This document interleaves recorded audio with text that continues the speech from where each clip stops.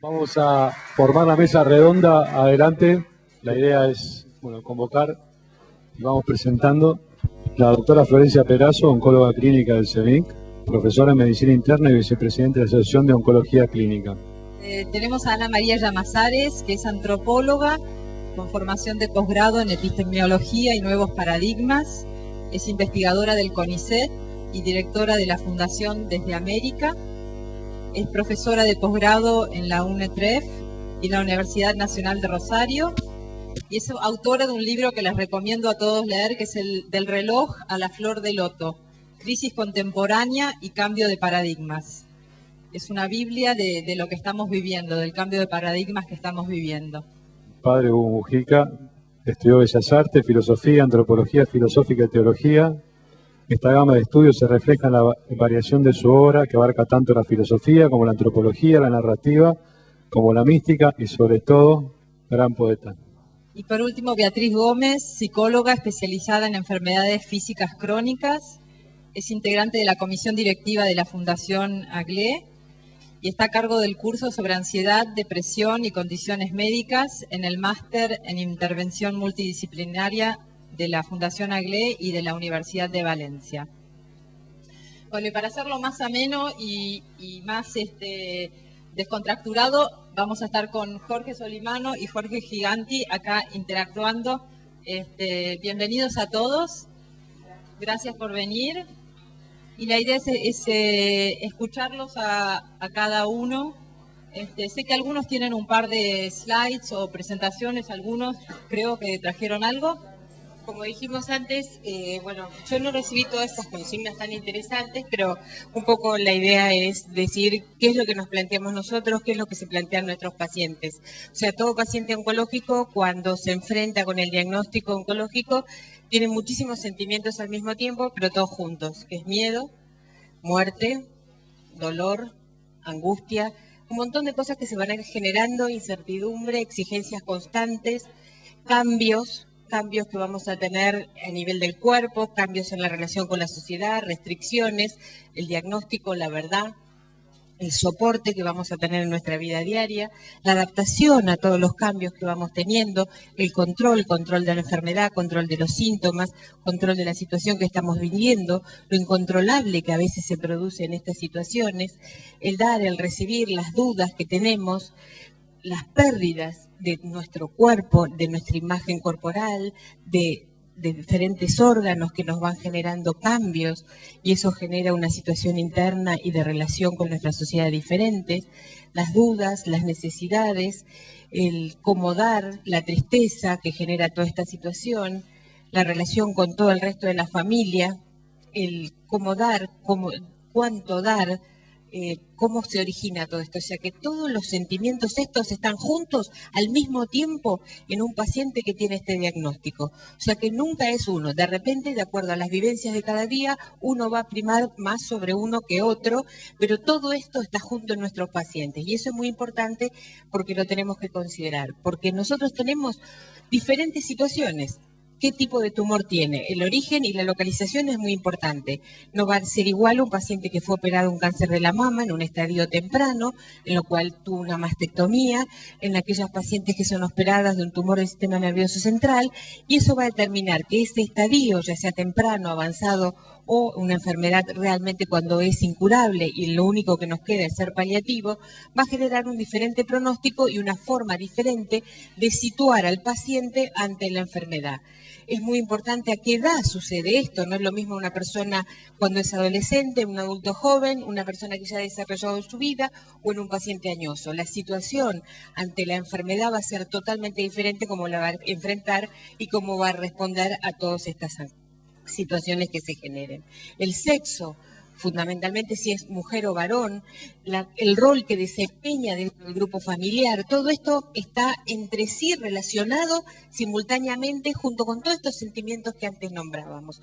Por lo tanto, realmente vamos a ver que el paciente tiene un cúmulo de sensaciones, de situaciones que son nuevas y que tenemos que tratar de ver la forma más equilibrada de poder ir ayudándolos, siempre manteniendo un equilibrio entre no dejar de ser humanos, pero sí no perder la parte científica, en lo cual tenemos que tratar de brindarle la mejor atención médica, la mejor calidad posible y hacer que la enfermedad la pueda llevar de la mejor forma.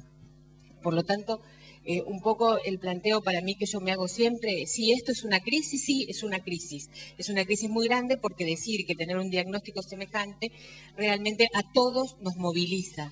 En una sociedad donde se exaltan muchas veces situaciones personales de imágenes corporales o de éxito o de facilismos en los cuales una enfermedad con un diagnóstico de este tipo está enfrentando con un límite real donde pareciera que en nuestra sociedad todos vinimos a quedarnos, nadie tenemos conciencia de que nos tenemos que ir. No sé, ha habido un cambio en estos últimos años en los cuales la finitud parece no tenerla tan clara la gente.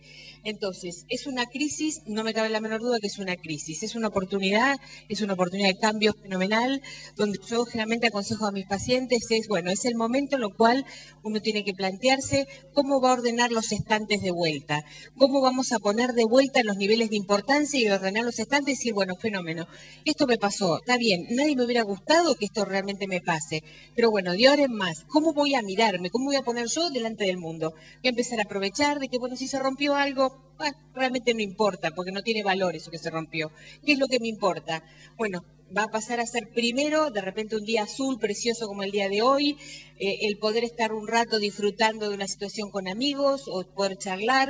O sea que vamos a poder poner realmente los estantes donde deben estar y esto es lo que yo les aconsejo a mis pacientes, que saquen el provecho real de lo que nos está ofreciendo el enfrentar esta situación. Y por lo tanto, sí, yo creo que es una crisis y es una oportunidad, sin lugar a dudas, es ambas cosas.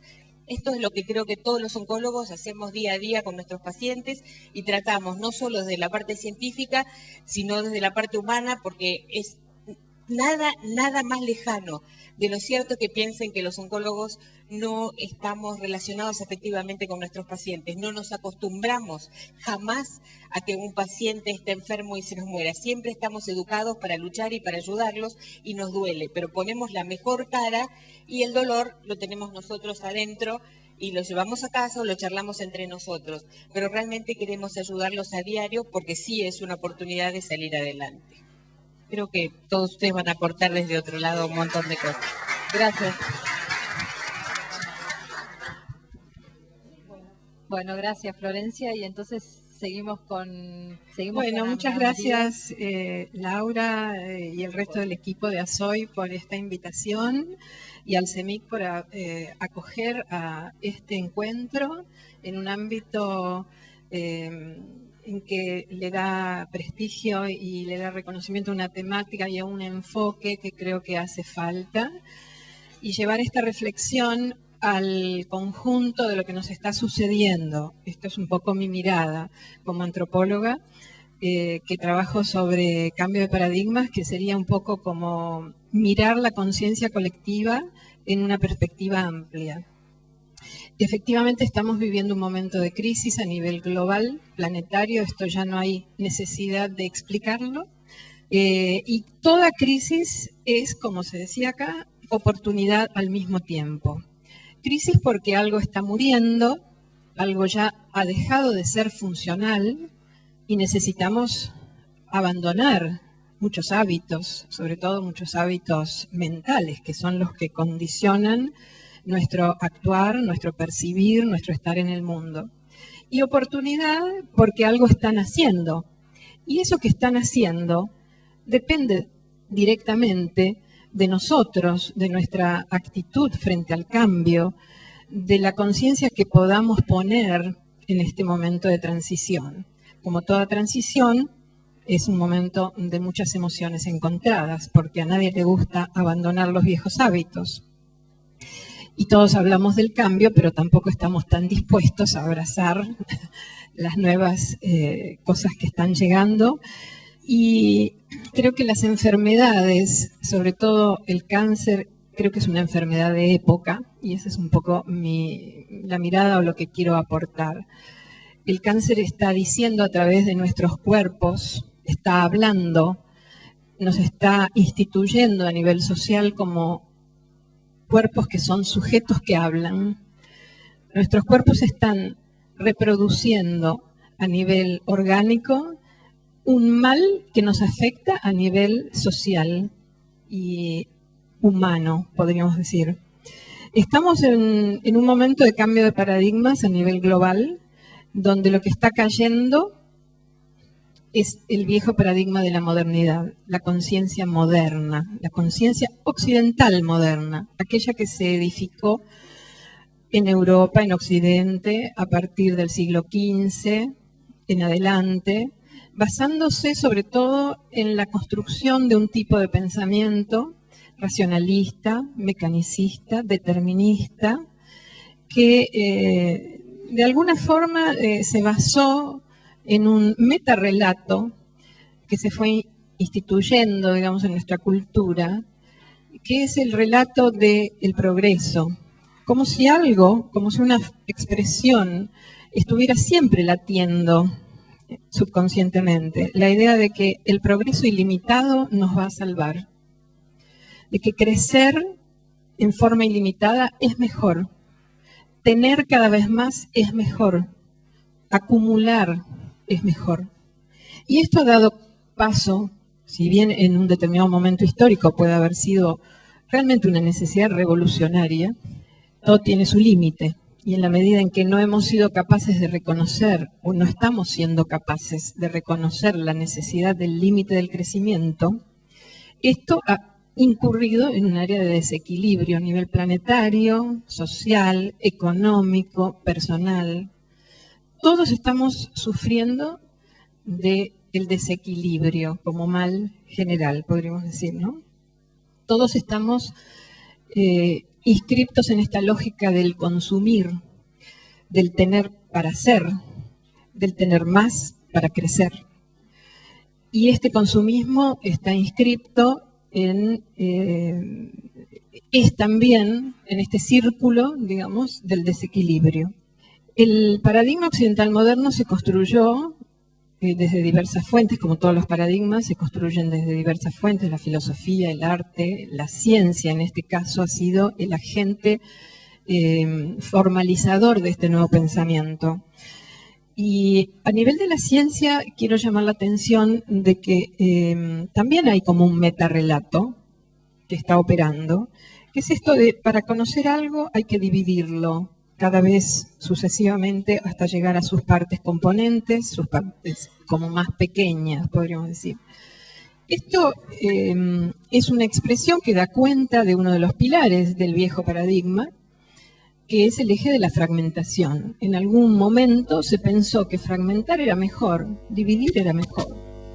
Dividir fue operativamente mejor en determinado momento, pero ahora estamos sufriendo las consecuencias de no saber integrar, de llevar esta fragmentación más allá de sus propios límites operativos.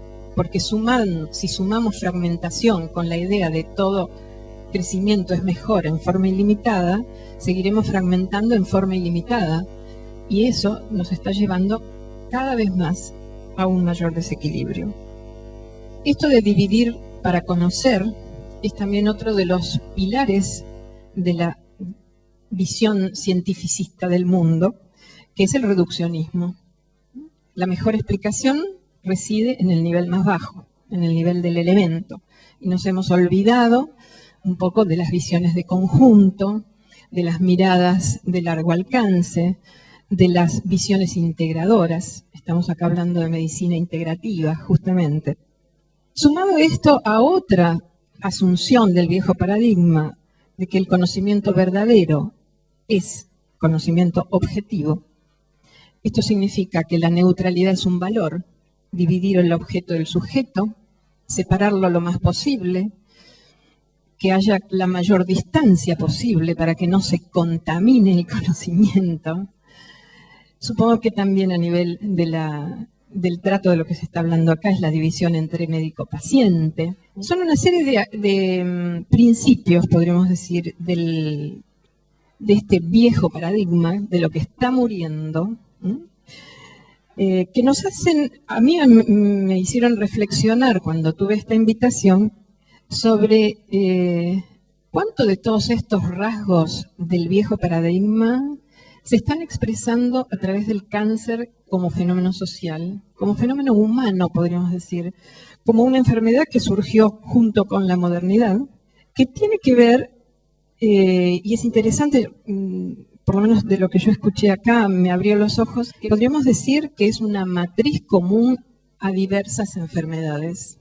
Es decir, que hay algo detrás de diversas manifestaciones a nivel orgánico que está generando un conjunto de síntomas, pero que a su vez se relacionan con un conjunto de principios que llevan a ese conjunto de síntomas. Es decir, acá hay un tema bien sistémico, bien de matriz, podríamos decir.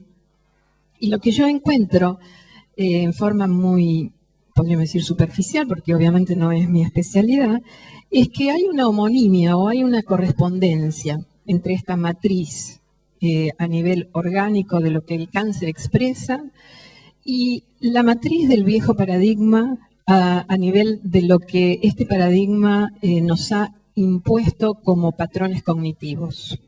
Y me baso en los rasgos que ya mencioné para describir, digamos, este paradigma del reloj, el paradigma del tiempo métrico, del mecanicismo, de pensar todo como una máquina.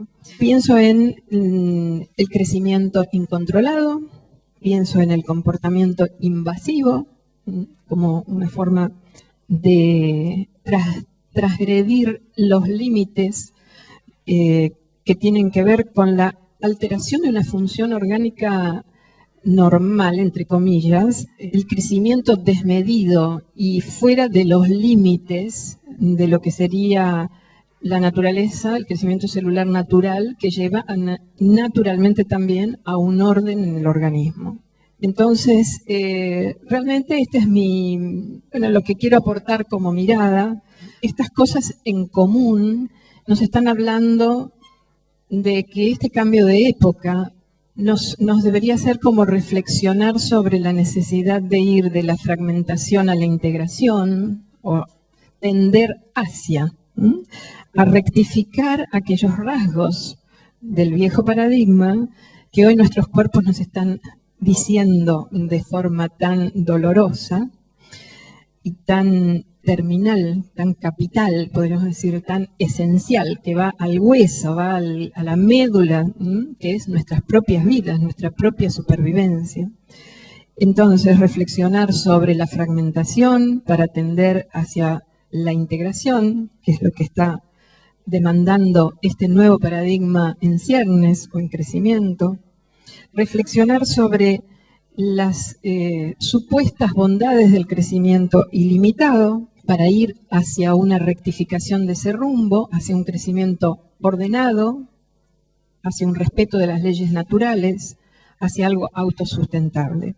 Bueno, con esto dejo planteada esta pregunta de cómo podemos leer, básicamente cómo podemos leer a través de nuestros cuerpos algo que es de mucha mayor trascendencia y mucho mayor alcance.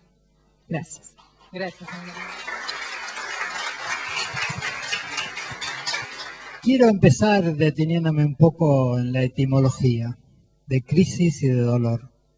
Crisis viene del griego, que quiere decir crisol, y es el continente de hierro donde se pone sobre el fuego, se ponía el oro. Entonces se separaba la ganga del oro, o sea, se trabajaba la purificación del metal. Y ahí viene crisis como crítica. En vez de separar el metal, uno separa la verdad de la mentira, lo que sea. Y la palabra dolor viene de la misma raíz, pero del sánscrito. Quiere decir separar, quiere decir cortar. De ahí viene la doledera, que era el cuchillo sagrado con el que se separaba a la víctima. O sea que las dos etimologías nos están hablando de lo mismo. Es una crisis de separación. Algo con lo cual estábamos identificados deja de ser propio. Quiero situarme donde estamos hablando, o sea, en la modernidad. Discrepo que esté por pasar, creo que se ha metido en otro lugar, se ha ido para Oriente de la modernidad, y ahora viene la China, que nos va a demostrar lo que es ser moderno. Y por ahí el crecimiento ilimitado y todo eso que una vez fue el progreso, ahora pasó a la tecnología. y es Internet, donde cuanto más mejor. Estamos situados en la voluntad de poder. O sea, nuestro concepto de nosotros mismos, nos percatemos o no, por ejercicio, por delegación, es ejercer poder. Poder quiere decir controlar. Controlar quiere decir sentirme seguro. Controlar es cotidianamente entender. Y entender es hacer que, o sea, entender es o yo entiendo sobre la realidad o habría otra posibilidad a la que más señala otra perspectiva que sería entender desde la realidad.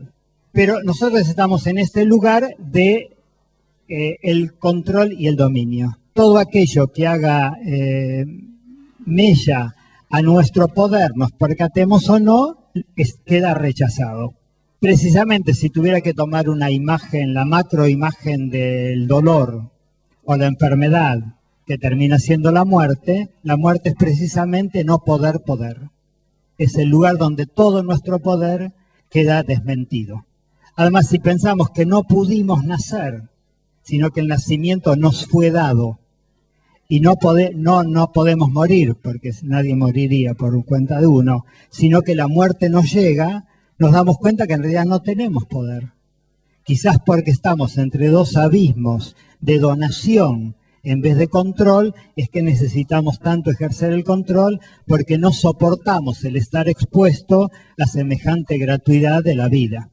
Estamos acá. Si nos vamos más atrás, podemos tomar el mito fundante del budismo, que es el Buda. El Buda era un príncipe, vivía en su palacio, todo bien. Un día sale del palacio por vez primera, ya adulto, casado, etc., y dice que ve en el camino a un enfermo, ve a un anciano y ve un entierro. Él no conocía el dolor, o sea, toda la protección, tanto de nuestra cultura, que de alguna forma, con tal que le compremos aparatitos, nos hacen creer que somos eternos, como señalaba, que ha perdido el concepto de dependencia, que es de lo que se trata, ahí tiene él el despertar a una búsqueda, a la búsqueda de la vida y no del funcionamiento de la vida. Nuestra cultura precisamente lo que niega es eso, niega la enfermedad, niega la vejez y niega la muerte. La enfermedad la niega habiéndola reducido a un hecho técnico. O sea, es tecnológica la muerte. Yo se la delego acá al doctor Solimano, que es mi médico. Él se encarga, o sea, él ni me toca. Él me da recetas que yo cambio por otras cosas y vamos a través de un laboratorio y de paso nos hacemos amigos. Pero digo, para mí es un sistema tecnológico. La vejez, ni hablar que se niega, por los pobres viejos tienen que hacer teatro, curso, todo, para demostrar que le puedan decir, parece, se te ve joven. Y la muerte, ni hablar, hace 50 años el gran tabú era la sexualidad, era de lo que no se hablaba. En un momento decidimos hablar, sacamos el mantel que cubríamos el sexo y decimos dónde lo pongo y se lo ponemos a la muerte. O sea, la muerte es lo negado ahora. O sea, nadie ve velorios más, tienen horario. Los cementerios se llaman Jardín de Paz, Memorial Park, son preciosos, da ganas de ir. En general son mejor que las casas donde vive uno. O sea, hay una negación absoluta del morirse, por lo tanto hay una negación absoluta de la radicalidad y de aquello que enriquece a la vida, que es la posibilidad de que cada momento sea absoluto porque es irrepetible. O sea, en ese panorama nos enfermamos. Y la enfermedad de alguna forma viene a fisurarnos esta idea de autonomía, que es la idea del poder. Yo, como decía, como no pensamos en la gratuidad del nacer ni en la del morir, nos sentimos autofundantes y poderosos, que es el concepto de sujeto. El sujeto es el hipocaimón, aquel que se sustenta sobre sí mismo. Cosa que hasta la modernidad el sujeto o la persona siempre era parte de una totalidad. Ahora es la centralita de sí mismo. El dolor es la alteridad que viene a contradecir esa autonomía. Porque el dolor no lo damos a nosotros mismos. Como dice la palabra, lo padecemos, nos hace pacientes. Ahora, la pasividad, que en realidad es vulnerabilidad y ser pasible de ser afectado, es una de las cosas más negadas en nuestra cultura, porque somos una cultura de la actividad y no de la pasividad. Hubo siempre una forma de encarar el dolor, una forma religiosa, una forma filosófica, una forma estética y ya lo que es en la modernidad, una forma científica, tecnológica.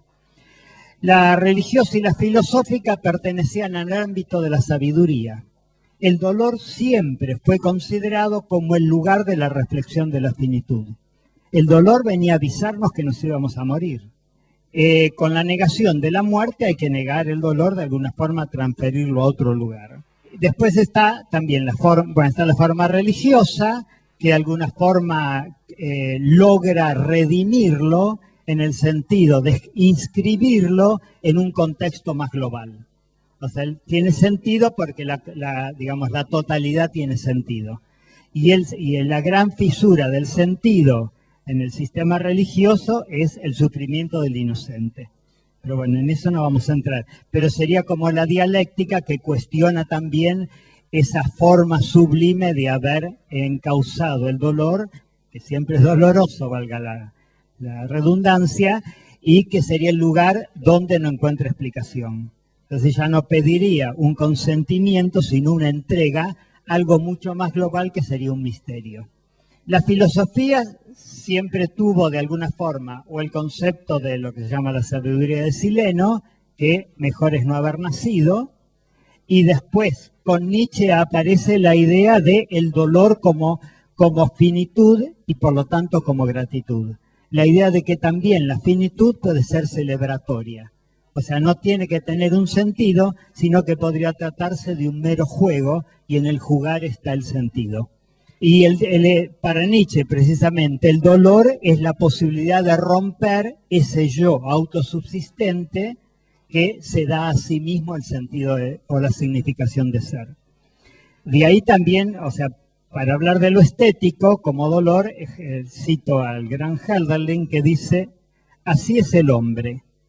Cuando la dicha está a su alcance, no la reconoce, pero desde que sufre, entonces sabe expresar lo que quiere. Y las palabras se abren como flores. O sea, para el mundo estético y el filosófico también, el dolor siempre fue posibilidad. Era el lugar, cuanto más grande era el dolor, más grande era el alma. O sea, yo podría decir, en mi concepción, que el dolor es lo que ahonda, porque va rompiendo las capas de ese enquilosamiento que somos como un yo, y si el dolor ahonda, el amor expande. Son como los dos movimientos en los cuales estamos constituidos. Lo que quedaría ante el dolor, o de nuevo, para llevarlo ya en su imagen última, en la imagen final es la muerte. Y el gran planteo es, bueno, ¿qué se hace con el no poder poder? Y ese no poder poder no es que se haga ante la muerte, sino es la forma que vamos haciendo cotidianamente ante el no control o ante el no poder. Y en el contexto que nos movemos, ¿qué hacemos con el dolor? Hay una forma de aceptación y una forma de resignación. Entre medio está la creación. ¿Qué hago yo con ese acontecimiento que de alguna forma es la alteridad que de alguna forma me visita? Y una crisis siempre es algo de la vida nuevo que tiene que tener lugar en mí y como yo estoy cerrado, necesita de la ruptura para poder fecundarme y generar una novedad. Buenas tardes a todos. Yo también le quería agradecer a la doctora Nasi la invitación. Doblemente, no solo por estar acá, sino me parece particularmente interesante yo como psicóloga formar parte de una mesa profundamente integrativa y tener todos estos puntos de vista que además, como soy la última, me ha resultado muy interesante escucharlos. Respondiendo un poco a las preguntas que nos habían formulado y que me parecieron muy interesantes para el debate, definitivamente los psicólogos pensamos que ciertos modos de llevar la vida adelante contribuyen a la enfermedad. Nadie acá dudaría que la enfermedad es multifactorial. Los psicólogos hemos dejado de ser reduccionistas. Nadie se enferma solo por la mente. Existen ciertas vulnerabilidades que favorecen o son activadas por ciertos modos de vida que sí sabemos que tienen una influencia muy importante. Por ejemplo, ciertos estados negativos crónicos, afectivamente hablando, ciertos estados emocionales, estudiados vía la inmunidad, sin ninguna duda. Además, sabemos que la afectividad negativa, sabemos que estados crónicos de hostilidad favorecen que las personas puedan llegar a enfermar. Si llegan a nuestros consultorios, efectivamente, personas que nos cuentan algo que tiene que ver con una vida mal vivida, con proyectos truncos, frustrados, con dificultades en la vida, con insatisfacción vital, que acompañado por ciertos factores físicos, culturales, ambientales y sociales, digamos, terminan dando como consecuencia o como resultado esta enfermedad física, el cáncer con el que se encuentran en nuestros consultorios, ¿sí? De manera que nosotros decimos que cada persona es como un investigador que va por la realidad tratando de buscar la mejor manera de desarrollar un proyecto personal con sentido. Y cuando las personas llegan con estas sensaciones de que no lo han podido hacer y crónicamente insatisfechos o disfuncionalmente desde el punto de vista emocional, encontramos que todo esto ha contribuido a su enfermedad. Hace muchos años que vía la psicología de la salud trabajamos con las personas en esta dirección, que puedan vivir mejor, que encuentren mejores caminos, que desarrollen sus competencias naturales, mentales, esto es lo que hacemos nosotros los psicólogos, para que puedan vivir mejor. Y también para que puedan afrontar mejor la enfermedad, ¿sí? Porque sabemos que afrontando mal la enfermedad y sufriendo por la enfermedad contribuyen a su vez, a veces, a empeorar la enfermedad, ¿sí? Todos ustedes conocerán mejor que yo los estudios que indican que las personas cuando esperan estudios de resultados de sus enfermedades médicas se enferman. De manera que nosotros trabajamos mucho en esa dirección y trabajamos ayudando a que las personas adhieran a los tratamientos médicos, cambien sus hábitos de vida y se sientan mejor desde el punto de vista psicológico. Y hace muchos años, vía la psicología de la salud, trabajamos muy especialmente en el campo de la regulación emocional, porque por supuesto que la inhibición, la supresión de emociones, sabemos que tiene efectos en la inmunidad, toda forma de desregulación, pero la emoción también es una forma de información. Entonces guía las acciones que las personas van a tener para con su salud y para con su enfermedad. Así que intervenimos mucho en la autorregulación emocional e intervenimos también en lo que desarrollamos como capacidades o habilidades de afrontar la enfermedad, resolver los problemas y hacerle frente de diferente manera con los recursos psicológicos que la persona tiene a todas las dificultades con las que se encuentra y a todos los malestares con que aparece. De manera que sí, pensamos que los factores psicológicos inciden fuertemente en que las personas se enfermen y en cómo van a llevar su enfermedad e incide también en la evolución de la enfermedad, sin ningún lugar a dudas. Compartíamos un poco con la doctora Nasi un aspecto que es relativamente nuevo en el campo de la psicología, que es el que yo quiero compartir con ustedes hoy. Nosotros trabajamos durante muchos años en resolver lo que está mal. Síntomas, dificultades, déficits, disfunciones. Trabajamos los psicólogos en resolver lo que estaba mal con las personas. Hace unos años que trabajamos muy fuertemente también en promover las fortalezas, en apoyarnos en lo que hay, en apoyarnos en los recursos. Entonces no solamente buscamos lo que no está bien para resolverlo, buscamos lo que está bien para promoverlo y nos apoyamos fuertemente en eso.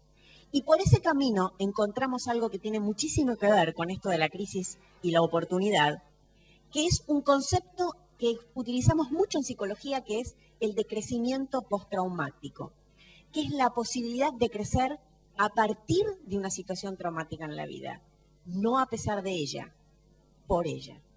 Es el crecimiento que deviene de haber pasado y haber sentido que somos capaces de traspasar una experiencia particularmente difícil. Es la oportunidad que brinda el trauma de ser catalizador hacia el crecimiento en la vida. En general, los malestares pequeños en la vida nos crean poco conflicto y poca disonancia. Entonces pasamos por ellos resolviéndolos mejor o peor. Pero cuando es muy alto el problema, cuando es muy significativo y nos pone en crisis nuestra visión de nosotros mismos, del mundo y del futuro, en esta crisis, en esta ruptura de nuestra manera de ver el mundo, se produce una oportunidad. Una oportunidad de vivir mejor de lo que vivíamos hasta ese momento, porque yo acuerdo mucho en que vamos por la vida sin mirar ni la enfermedad ni la muerte suficientemente, y que la enfermedad desarrolla lo que los psicólogos llamamos la aguda conciencia de estar vivos, Vamos por la vida sin saber que estamos vivos, así como sin saber del todo que nos vamos a morir. Pero la amenaza a la vida a veces es la oportunidad de darse cuenta que la vida que tenemos, así como es esta, es una. Y entonces empezamos a mirar nuestra vida como si fuéramos cartógrafos, que vamos mirando los archivos de la vida para atrás, releyéndolos y viendo cómo aprovechamos o no la vida que tuvimos hasta acá y qué vamos a hacer con la vida que nos quede. Y en esto, en mi experiencia, he visto personas que cambiaron sus vidas muy significativamente, aún frente a situaciones terminales. He visto, no muchas, no son la mayoría, no pienso que siempre la mejor oportunidad para ver la vida es la amenaza de la muerte, pero sí he visto personas que frente a la muerte dijeron que los mejores tramos de su vida habían sido esos, porque habían sido la oportunidad para hacer cosas, para reencontrarse con personas, para poder establecer ciertos vínculos que no habían podido haber hecho hasta ese momento en sus vidas. Este concepto de crecimiento postraumático es el que estamos desarrollando desde hace unos años, tratando de encontrar en la persona qué es aquello que puede, a partir de su enfermedad, encontrar de más positivo en su vida y de desarrollar en el tiempo que le quede, que a veces es mucho y a veces mucho más de lo que hubiéramos imaginado. En esto nos apoya, cosa que es muy importante, la investigación. Y entonces hay algunos factores que han sido estudiados de beneficio personal posterior a la enfermedad. ¿Cuáles son los factores en que las personas encuentran mayor beneficio posterior a una enfermedad? Aumento del sentido de competencia personal. Fue posible hacer esto, soy capaz de enfrentar estas situaciones y esto se traslada a otras situaciones de la vida. Mayor fortaleza emocional. Pude atravesarlo, pude desarrollar, pude explorar mis emociones en un sentido positivo. Mejoría en las relaciones interpersonales, ¿sí? Poder valorar las relaciones de otra manera. Las que eran negativas, poder resignificarlas. Y las que eran positivas, poder aprovecharlas de otra manera. Cambio en las prioridades, esto lo sabemos bien, frente a cuando hay una situación crítica. Las cosas pequeñas son pequeñas, las más importantes pasan a ser más importantes, valoramos las más importantes y podemos aprender a darles menos peso a las cosas pequeñas de la vida. Y finalmente, profundización de la espiritualidad. Definitivamente en esto que era el último punto de las preguntas, cuerpo, mente y espíritu, sí que la espiritualidad crece como una dimensión importante. Y la espiritualidad no es solamente espiritualidad religiosa, es la conciencia viva de que somos transformadores de nuestra experiencia y podemos ser transformadores de la experiencia de otros. Y que eso puede tener consecuencias para nuestra vida y para después de nuestras vidas. Y por eso somos capaces de sentir la importancia de dejar obra, ¿eh? Y en eso también tratamos de ayudar a las personas. Quiero terminar. Había pensado en un video, pero la verdad es que me parece más interesante el debate que pasar un video ahora. Pero sí quiero decirles algo que era el concepto del video. La salud no es ausencia de enfermedad. Los psicólogos vemos personas que tienen enfermedades físicas y tienen vidas saludables, porque tienen una vida en la que sienten que son felices y pueden hacer felices a los demás. Son enfermedades crónicas con las cuales aprenden a convivir, pero que les permiten de todas maneras llevar adelante vidas muy significativas. La salud es un equilibrio de una regulación de un conjunto inmenso de interconexiones biopsicosociales, un balance dinámico a través del cual la persona establece una relación dialéctica de adecuación y de transformación de la realidad. Los psicólogos tratamos de promover en las personas las fortalezas para que puedan sentirse sanos. Y solo para contarles un mini ejemplo, es muy, muy cercano, de un paciente cardíaco que está esperando su trasplante cardíaco y en una de las últimas sesiones me dice, la verdad es que estaba esperando su trasplante cardíaco y en una de las últimas sesiones me dice, esta noche no pude dormir y hace varias noches que no puedo dormir y duermo mal. Y esta mañana pensé, ¿cuánto hace que no sé lo que es ser una persona sana? Y entonces, yo que pienso de él cosas muy positivas, le dije, yo creo que vos también sabés lo que es ser una persona sana, porque sos una persona muy admirable en muchos sentidos, porque tenés esos 3 chicos a quien adoptaste, que son hermanos, porque llevas una vida significativa en tu desarrollo personal, laboral, social, comunitario y relacional con tu familia, y todo eso también es salud. Y la verdad es que después de eso y que él pudo darse cuenta que salud también es una parte de lo que él está viviendo, a pesar de todas las consecuencias que ustedes imaginan que le puede dar su salud en este momento, él pudo tomar ciertos comportamientos que los llevaron a estar muchísimo mejor y estar hoy, por el momento, fuera de la lista de espera de trasplante. Esto es válido para lo que nos reúne hoy, que es el cáncer. El ejemplo es solamente simbólico. Lo que quiero decir es que la salud es mucho más que tener una enfermedad. Es un campo mucho más amplio y las personas nos podemos sentir muy sanas cuando encontramos vidas significativas y los psicólogos tratamos de ayudar en eso.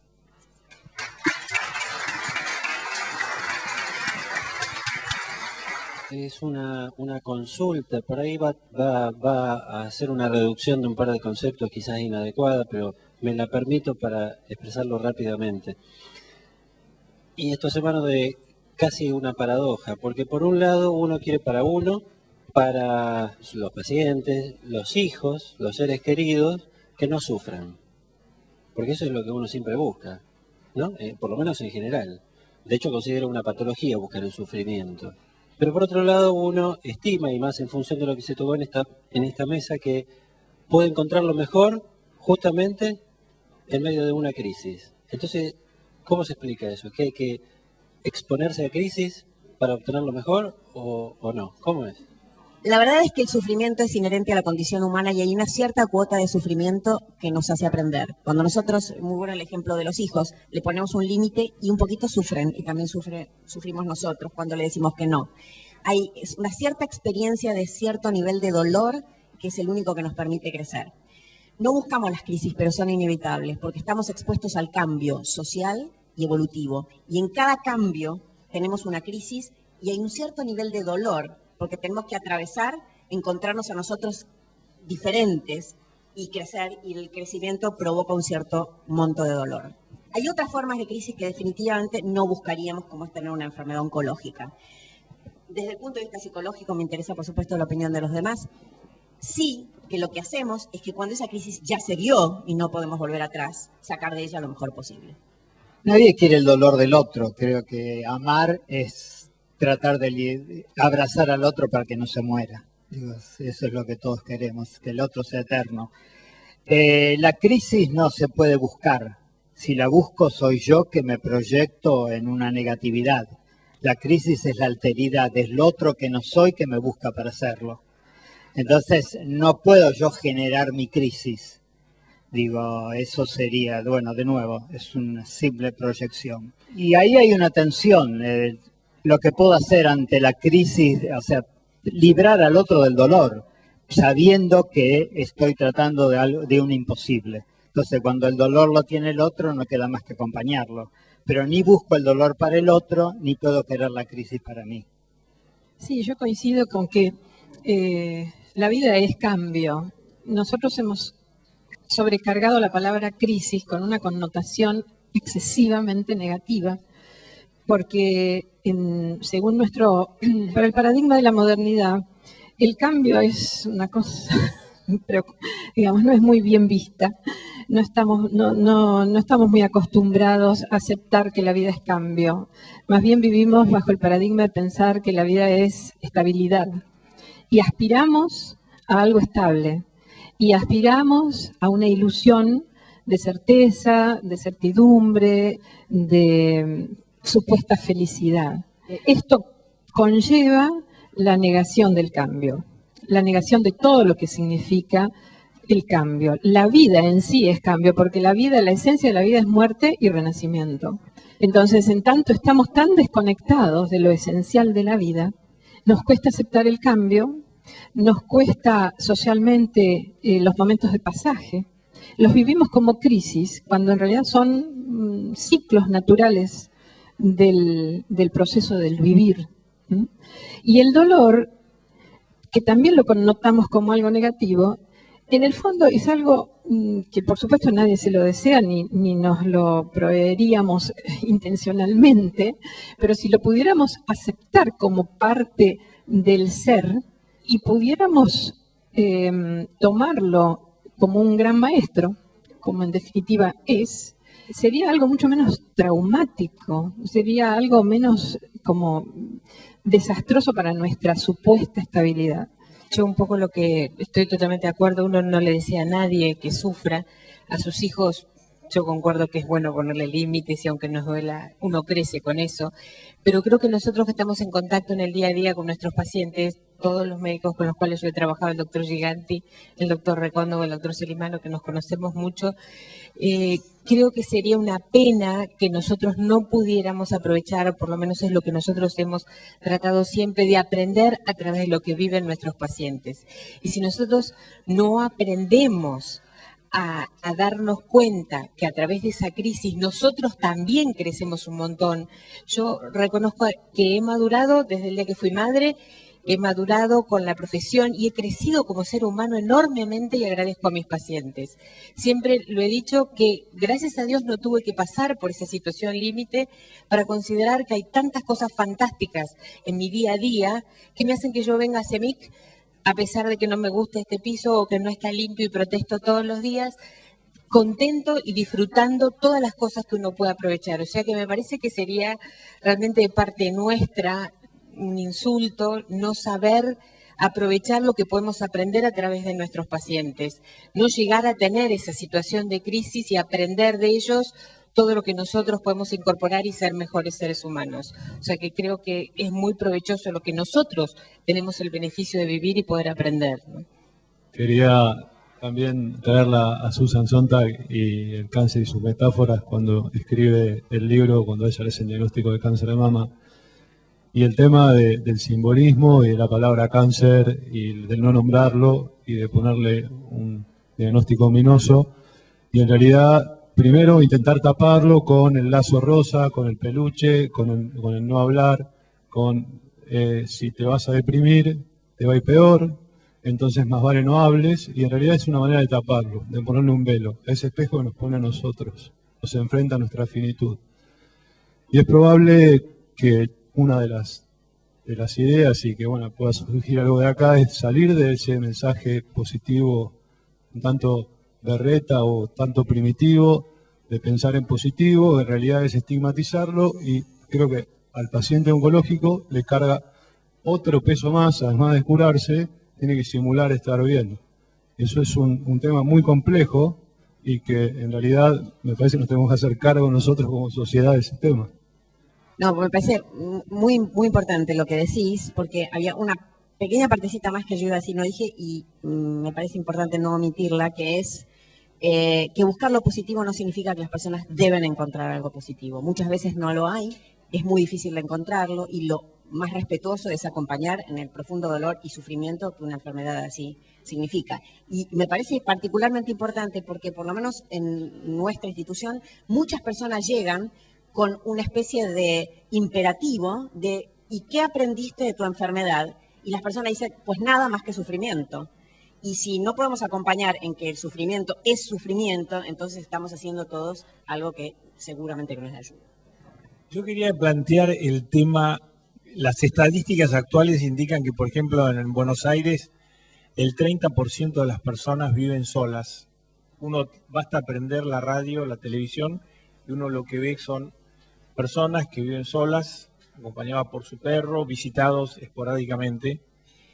Y si a eso le sumamos la enfermedad, no hay cosa más tremenda, es cuando uno se va a dormir, que uno está solo con la enfermedad, no está acompañado por nadie, la tiene uno. Así que yo quería plantear el tema de la soledad, de cómo ayudar y cómo vivimos, aunque a pesar de que todo lo que decimos acá estamos acompañados, tenemos psicólogos, tenemos todas, pero en realidad estamos viendo un mundo de una gran soledad, familiar, social, falta de apoyo del Estado, de la comunidad. Creo que es un tema que me interesa que lo podríamos desarrollarlo, el tema de la soledad y el cáncer. No, yo solo quería mencionar y volver a la charla que dio Dean Ornish el jueves, y uno de los datos que él mencionó fue que tenía una adherencia a su programa de hábitos de vida saludables de 80-90%, cosa que es enorme, porque todos sabemos lo difícil que es cambiar un hábito en cuanto a comer mejor, hacer ejercicio.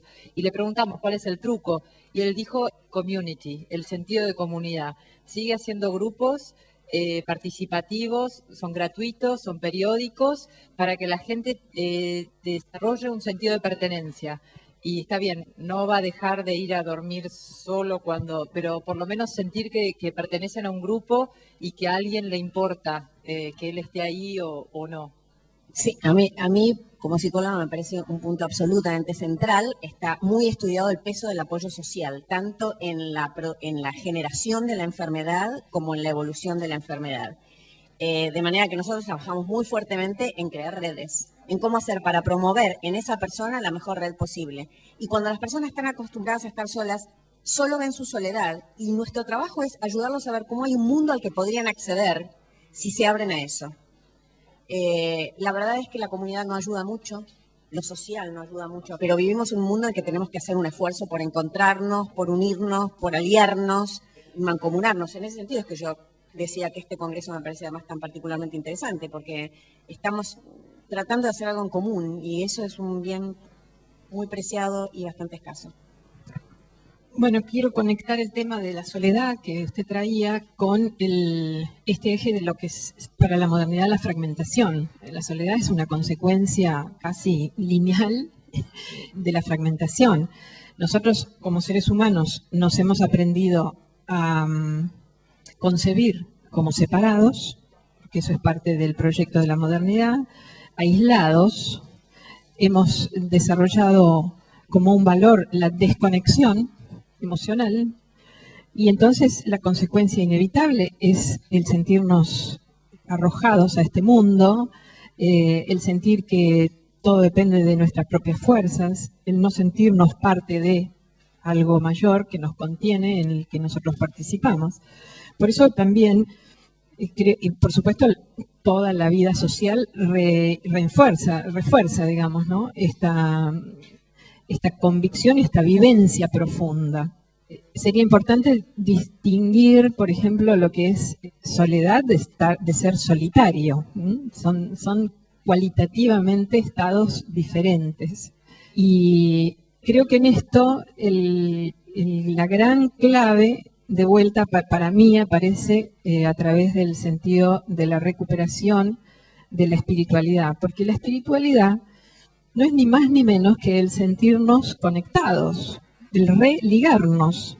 La espiritualidad no necesariamente religiosa. Hay espiritualidad también al seno de las religiones, obviamente, pero la religión instituida no ayuda necesariamente para esto. La espiritualidad es un sentimiento íntimo, es un despliegue de un aspecto interno que nos lleva a la experiencia de ser partes de un orden mayor en el que nosotros participamos, es decir, somos partícipes, que nos contiene y que vamos co-creando. Esto es para mí el único verdadero y auténtico remedio contra esa vivencia de estar aislados y arrojados en este mundo, que es la raíz más profunda de la angustia existencial. Y por eso me parece que todas estas estrategias de reconexión, integración, son profundamente sanadoras, sanadoras para el ser humano, no solamente aquel que está en un trance de pasar una enfermedad, sino para todos, porque estamos todos siendo pacientes de este problema. Bueno, y quería traer algo más en función de algo que vos dijiste respecto del tema del poder como control. Yo creo que la visualización del poder del ser humano como poder para controlar, también es un tema que hace falta como volver a mirar, porque la palabra control está muy cargada de esta ambición racionalista, de ser para tener, y de que la mente es la que nos va a permitir, y nuestra voluntad que está activada desde la mente es la que nos va a permitir tener las cosas bajo control, y que somos en tanto podemos controlar, o que el poder sinónimo de poder para dominar, no solamente a nosotros, a nuestras pasiones, sino a los demás. Me parece que en este cambio de paradigma, en este vuelco, en esta búsqueda de un paradigma más integrativo, reconceptualizar el tema del poder también es otro eje fundamental, porque además se ha tocado acá, que me parece sustancial, este corrimiento de ver al paciente como un objeto y a su cuerpo como un objeto, a verlo como un sujeto y a su cuerpo también como un sujeto. Y el tema del empoderamiento, desde esta nueva mirada, si pudiéramos repensarlo, el poder no como la búsqueda de control, es decir, no poder para controlar o para tener, sino poder para ser, poder para desplegar lo que hay, lo que somos. Me parece que eso también ayuda a repensar y a reposicionarnos frente a uno de los ejes también de la sanación. Yo quiero, sigamos con el poder, con el control, mejor dicho. En realidad, cuando se organiza nuestro inconsciente, que es Grecia, siglo V antes de Cristo, hay lobbies. O sea, es como que se arma un programa de universidad. Entonces hay diferentes tesis de cómo se entiende al hombre, qué se entiende por tiempo, etcétera, etcétera, y se arma lo que va a ser lo que llamamos Grecia, que en realidad es nuestro inconsciente. Y una de las grandes disputas es sobre qué hacer con el control. Si se va a elegir que el ser es ser y no ser, o sea que hay una gran parte del ser que entra en la ignorancia, o se va a elegir de que todo tiene que ser ser. Entonces todo es racionalidad, porque es razón. Es el gran planteo sobre el vacío. O sea, ¿qué hacemos con el vacío? ¿Lo cubrimos todo o dejamos que sea parte de nosotros? Si nosotros tomamos, o sea, toda cultura tiene lo que se llama el número de oro o 10.000 cosas paralelas, que es encontrar la imagen del patrón de todo. A nosotros es el hombre de Vitruvio, siglo XV, Leonardo da Vinci, que era un ingeniero. Entonces, él hace el famoso hombre de Vitruvio, que es el hombre con los 4 brazos, el cuadrado que es la tierra, el círculo que es el cielo y el ombligo de él, que es el centro de todo el diagrama. Perfecto. Matemáticamente está concebido de qué se trata la realidad. Cuando Oriente, en el taoísmo, tienen que hacer el número de oro también, dicen una fórmula: 2/3 lleno, 1/3 vacío. O sea, Occidente siente terror ante el vacío. Entonces el plan de Occidente es que todo es el ser y queda de lado los que decían que el ser era ser y no ser, que concebían entonces la vida como crisis, o sea, como pólemos, como combate. La vida era un constante crecer a través de los opuestos. Entonces eso pierde, por así decirlo, no gana el programa oficial de Occidente y gana la idea de que el vacío es nuestro enemigo, porque ante el vacío no se vuelve espejo y no rebotamos y no volvemos a nosotros. De ahí que perdemos esa gran oportunidad y que parte del nuevo, digamos, parámetro a la que apunta es precisamente el tratar de volver a ese Occidente que no entró en el programa oficial y ver que todavía no está dicho de todo lo que decimos cuando decimos Grecia. Pero de todas maneras, digo, eso, en ese criterio estaría que la vida es crisis, no que la crisis es una parte de la vida, sino que la vida es el crisol donde se está jugando el bien y el mal, la sombra o la luz. San Juan de la Cruz dice que en realidad la crisis es la vida, pero como no lo soportamos, Dios nos manda de vez en cuando la consolación. Pero el hecho sería el poder, o sea, en la antigüedad se planteaba la vida como un combate. La vida era algo que había que conquistarlo y lograrlo. Yo creo que en el siglo IV, un amigo mío dice que el otro día me preguntaban qué me parecía el 8N. Y el otro amigo dice, no, a él no le preguntes porque él siempre va a empezar de Grecia y termina. Él menos de 300 años nunca habla. Entonces, vamos al siglo IV. En el siglo IV se plantea la primera vez el planteo de la depresión. Se llamaba la desidia. Toman un texto de uno de los salmos que dice: el demonio acosa a mediodía. este planteo se hace con la idea de la depresión en los monjes que vivían en el desierto. El mediodía era el momento donde, bueno, me imagino, en el desierto, con la ondulación, todos querían ir a dormir. Pero el monje es el que tiene que velar y estar despierto para enfrentar la vida. Entonces, dice que, bueno, entonces ese mal lo llamaban la desidia. Y en el concepto de la antigüedad, un pecado era pecado en la medida que estaba contra una virtud. Y la virtud era la magnanimidad. O sea, la vida era una grandeza. Y el pecado era no aspirar a esa grandeza. Y Evagrio Póntico en el siglo IV define, dice, la desidia es la tristeza de un alma que abandonó aspirar a la grandeza. Ahora, lo loco es cuando empiezan a describir los síntomas de la desidia, que son los síntomas nuestros. Porque no es que se deprimían, sino dice que era la inquietud.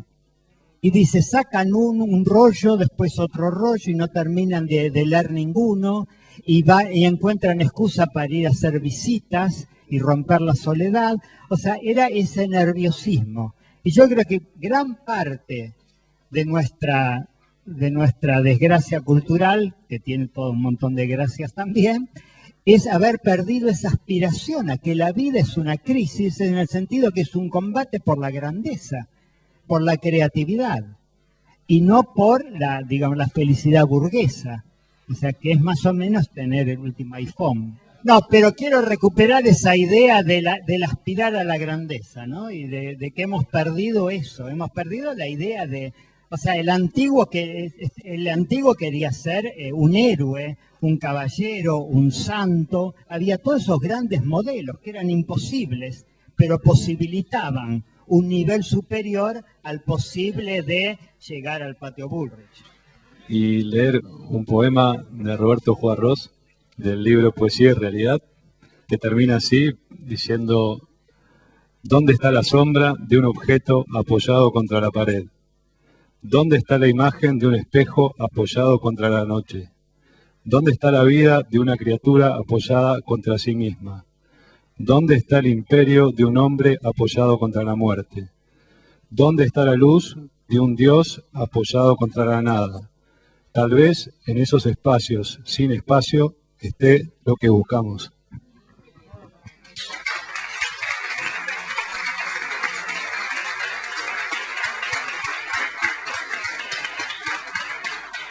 Bueno, damos por finalizado este segundo congreso. Disfrutamos muchísimo. Sí, gracias a todos. Gracias.